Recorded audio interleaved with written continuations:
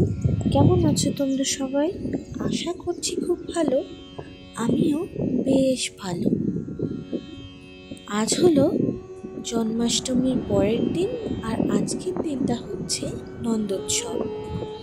আর যেমনটা আগের ব্লগে বলেছিলাম যে ঠাকুরের সমস্ত ভোগ বানানোর দায়িত্ব আমি নিয়েছি। আর জন্মাষ্টমী পুজো যেহেতু খুব রাত্রে হয়েছিল, মানে রাত 9টায় হয়েছিল, সে কারণে আমার একটু বেলা করে উঠলেও হয়ে গেছে। কিন্তু আজ যেহেতু 10টার মধ্যে ঠাকুরমশাই এসে যাবে, তাই আমি সকাল না ভোর 5টার মধ্যে উঠে পড়েছি, যেটা আমি জীবনেও উঠি না। সবাইকে বলেছিলাম না উঠলে আমাকে টেনে টেনে তুলতে, তো সেটাই সবাই যথারীতি করেছে, আমাকে ডেকে তুলেছে। আমি ঠিকঠাক সময়ে উঠে পড়েছি। উঠে স্নান টান করে ফ্রেশ হয়ে এসে পড়েছি গোপালের কাছে। ফার্স্টে উপরে ঠাকুর প্রণাম করে নিচে যেখানে গোপাল পুজো হচ্ছে সেখানে এসে পড়েছি ঠাকুরের সমস্ত কাজকর্ম করবো বলে। তারপর আমি এখন ঠাকুরকে স্নান করিয়ে নেব, আর স্নান টান করিয়ে ঠাকুরকে খেতে দিয়ে শুরু করব ভোগ রান্নার সমস্ত কাজ। তো প্রথমেই আমি যেটা করে নিচ্ছি সেটা হচ্ছে, কালকে স্নান করাবার পর গোপুদের যে জামাগুলো পরিয়েছিলাম সেগুলো চেঞ্জ করিয়ে আজকে আবার নতুন বস্ত্র পরিয়ে নিচ্ছি। অবশ্যই আবার আজকে স্নান করাবার পর। গোপু আমাদের সাইজে এতটাই ছোট কি জামাটা ঠিকঠাক গায়ে বসছে না, তাই মাসি বুদ্ধি করে কাল একটা গার্ডার মেরে রেখেছিল, তাতে করে ড্রেসটা খুব সুন্দর ফিটিংস হয়ে বসেছিল। এই যে দুজন মিষ্টি গোপু, কি অদ্ভুত ব্যাপার। আমি যখন কলকাতার থেকে বাড়ি যাচ্ছি আমি তখনও জানতাম না যে এবারে গোপাল পুজোর ভোগটা আমি বানাবো। যাওয়ার পর হঠাৎ জানতে পেরে তখনই কথা হয়। গোপুদেরও হয়তো ইচ্ছে হয়েছিল আমার হাতে ভোগ খাবার। আর এত ঠাকুরের সিংহাসন গুছিয়ে, ঠাকুরকে সাজিয়ে গুছিয়ে স্নান করে পরিপাটি করে পুজো দেওয়া আমার প্রথমবারের জন্য, তাই বেশ মজা লাগছে আমার এগুলো করতে। হ্যাঁ, আমার বাড়িতে শালগ্রাম শিলা থাকার সুবাদে প্রায়শই আমি স্নান সেরে ঠাকুর ঘরে গিয়ে নারায়ণ শিলায় প্রণাম করি। হ্যাঁ, ধরতে পারি না, ছুঁতে পারি না, কারণ নারায়ণ শিলা ধরা বারণ। সেরকম ঠাকুরের কাজ কোনোদিনও সেভাবে করা হয়নি, বেশিরভাগ কাজটাই মাই করে। আর তুলসী তলায় জল দেওয়া হয়, কিন্তু এইভাবে পুজোর কাজ আমার একেবারে প্রথমবারের জন্য। আর বেশ ভালো লাগছে পুজোর কাজ করতে। আমাকে পাশে বসে মাসি বলে বলে দিচ্ছে, আর একে একে সেই কাজগুলোই করছি। আগের দিনও যেমন পৈতে গোছানো, তারপর চারদিকে 4টে তীর কাঠি দিয়ে তার উপরে সুতো লাগানো। জানি না আমি বিষয়গুলোকে কি বলে, তবে এগুলো সমস্তটাই আমাকে বলে বলে দিচ্ছিল, আর আমি একে একে করছিলাম। বাচ্চাদের ঠিক যেমনভাবে অয়েল ম্যাসাজ করে দেওয়া হয়, আমি ঠিক সেভাবেই গোপুদেরকে মধু আর ঘি দিয়ে ম্যাসাজ করে দিচ্ছি। গোপুরাও কৃষ্ণের ছোটবেলারই রূপ, ওরাও ছোটই। এরপর গঙ্গার জল দিয়ে তাদেরকে স্নান করিয়ে দিচ্ছি।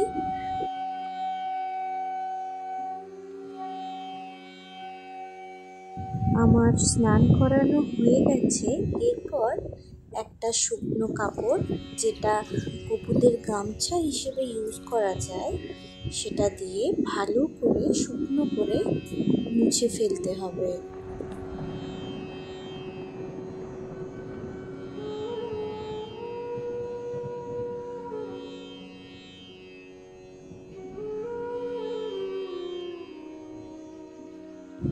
স্নান করিয়ে সুন্দর করে গা মোছানো হয়ে গেছে।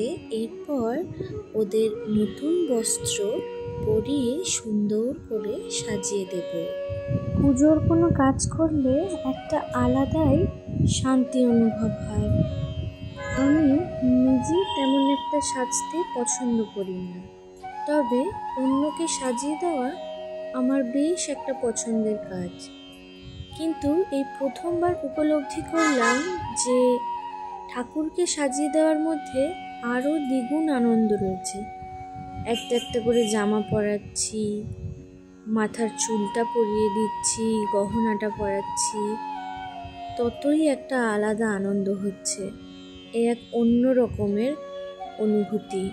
এক্ষুনি যে মুকুটটা দেখলে, সেই মুকুটটা আগের বছরেই গোপাল পুজোর দুপুরে বড়দা গোপুদের জন্য এনে দিয়েছিল। একই দেখতে দুটো মুকুট, কি অপূর্ব সুন্দর দেখতে, আর যেহেতু একদম ছোট্ট ছোট্ট, বেশ কিউট লাগছে। কথা বলতে বলতে আমার আরেকটা গপুকেও জামা পরানো শেষের মুখে।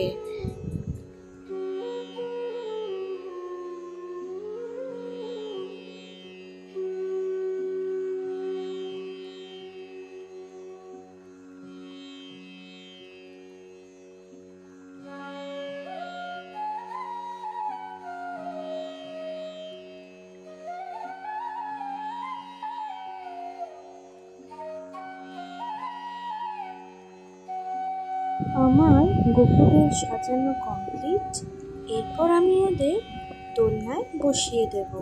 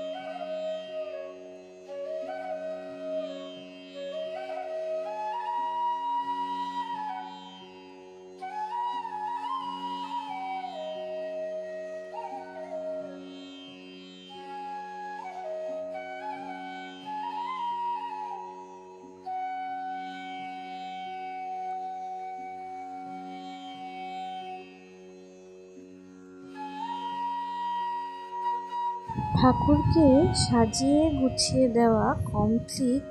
এরপর তাদের খেতে দিয়ে একটু দুলিয়ে দিলাম। এরপর আমি বসে পড়ব ভোগ রান্নার কাজে। আমি পুরো একদম প্রোদের মতন কুমড়ো কাটছি। আর হ্যাঁ, আমি আজকে রান্নার পূর্বেই বলে দিই যে এখন আমি কি রান্না করব।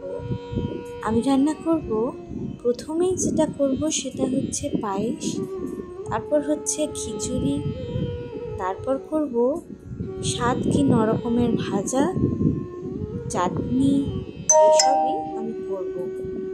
তাহলে শুরু করা যাক, সবাই দেখতে থাকো।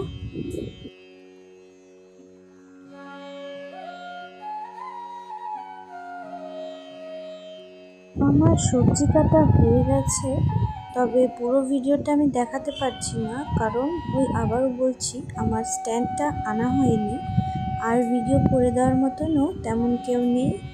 যতটুকু পারছি ততটুকুই ভিডিও বানাচ্ছি। সে যাই হোক, এখন সবজি কাটা হয়ে গেছে। এখন আমি পায়েস বানানোর বন্দোবস্ত করছি, কারণ প্রথমেই উনুনে আমি যেটা বসাবো সেটা হচ্ছে পায়েস। কারণ পায়েস প্রথমে বানানো শুভ, এমনটাই আমি জানি।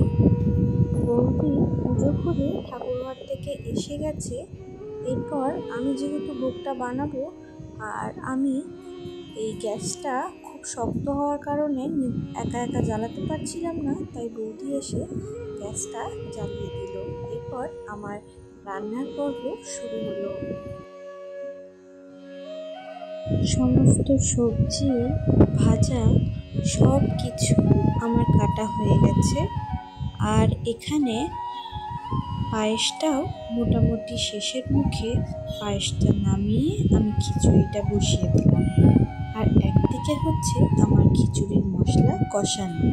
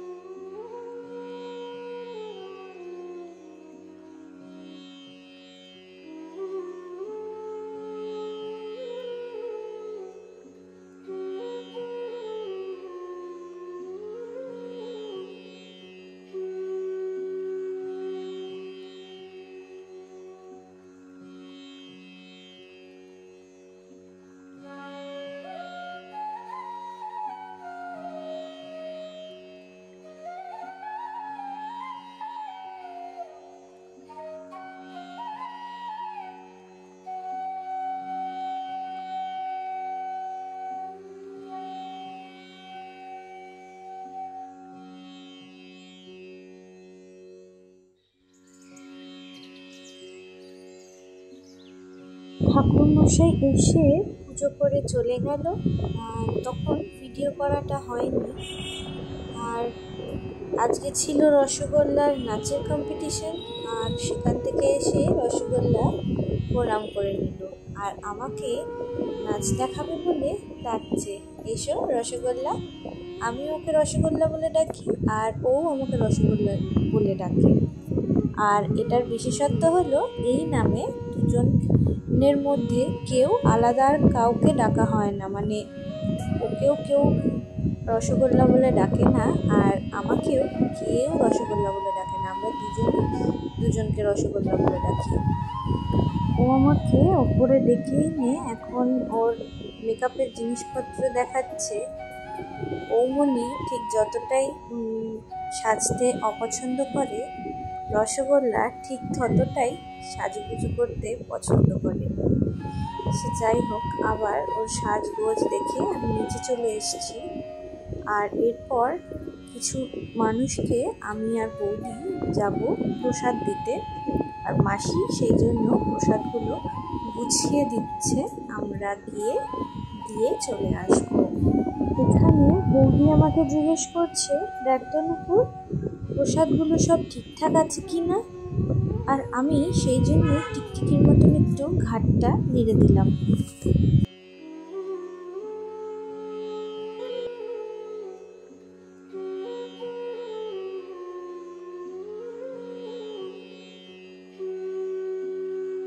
বৌদি একজন যে কিনা ভিডিও অফ না করেই ছুটে ছুটে যাচ্ছে জুতো পরতে, যা পেরেছে তাই ভিডিও হয়েছে। আর আমি আরেকজন যে কিনা সেটা না কেটে এরমই রভাবে ভিডিওটা দিয়ে দিয়েছি। যাই, এবার প্রসাদগুলো গিয়ে দিয়ে আসি। পুজো তো প্রায় শেষ, আর প্রসাদ ডিস্ট্রিবিউটও মোটামুটি হয়েই গেছে, আর যে কটা বাকি সে কটা আমি আর বৌদি মিলে দিয়ে দেবো। এখন আমি দেখছি রসগোল্লার নাচ, অপেক্ষা করছি বন্ধুদের জন্য। এসে পড়েছে আমার দুই বন্ধু অভিক আর রৈদুল। ওদের দুজনকে আমি মোটামুটি থ্রেট দিয়েছিলাম যে তোরা যদি না আসিস আমি কিন্তু বাড়ির থেকে তোদের তুলে আনবো। তেমনটা আর করতে হয়নি, ওরা এসে গেছিলো, আর এসে এখন চলেও যাচ্ছে। আর ওরা চলে যাওয়ার পর আমারও শুরু হয়ে গেল বাড়ি আসার দুজন। তাহলে দেখা হচ্ছে নেক্সট ভিডিওতে। ততক্ষণের জন্য বাই, টেক কেয়ার।